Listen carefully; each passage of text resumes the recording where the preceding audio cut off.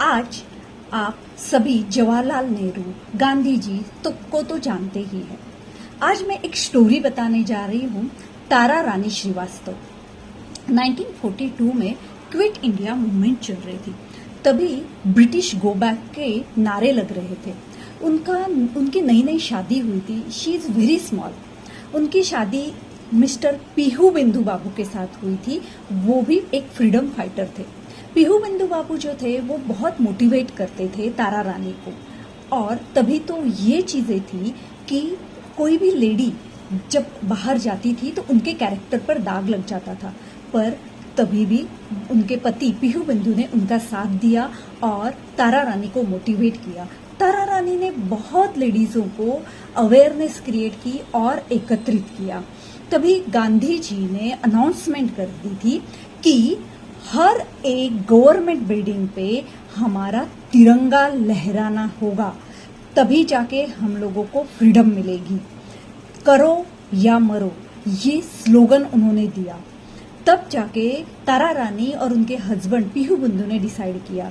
उन्होंने बहुत सारे लोगों को एकत्रित किया। उनका जिला बिहार में सीवान पुलिस स्टेशन में उन्होंने ये जो लोगों को एकत्रित करके वो लोग निकल पड़े। और उसी दरम्यान वहाँ के ब्रिटिश पुलिस जो पुलिस कर्मचारी थे उनको पता चल गया कि बहुत सी भीड़ वहाँ पे आ रही है। उन्होंने बैरिकेड लगाए और बहुत सारी लाठी मार चालू कर दिया। अंधाधुंध लाठी मार वो सब होने के बाद पब्लिक कंट्रोल में नहीं आ रही थी तो उन्होंने फायरिंग चालू कर दी। फायरिंग के दरम्यान एक गोली पीहू बिंदु बाबू के छाती में लग गई। तभी तारा रानी के हाथ में एक हाथ में झंडा था, तिरंगा था, और एक हाथ में उनके पति जो जमीन पर गिर गए थे।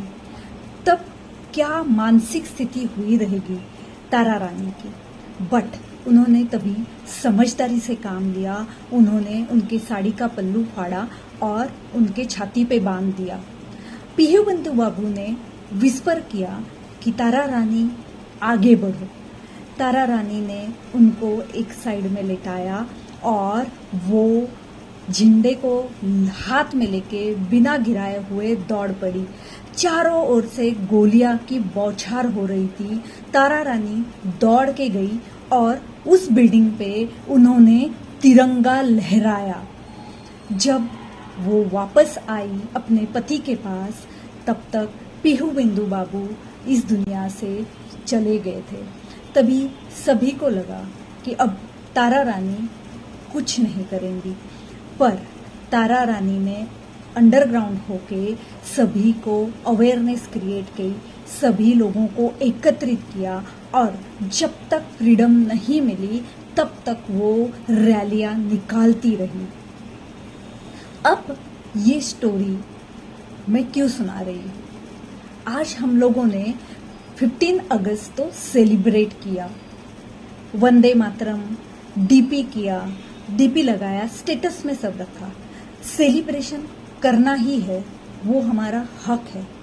पर कल जब कोई भी झंडा जमीन पे गिरा होगा तब आपको उसको उठाना है और उसी जगह पे रखना है जहां पे वो कभी ना गिरे।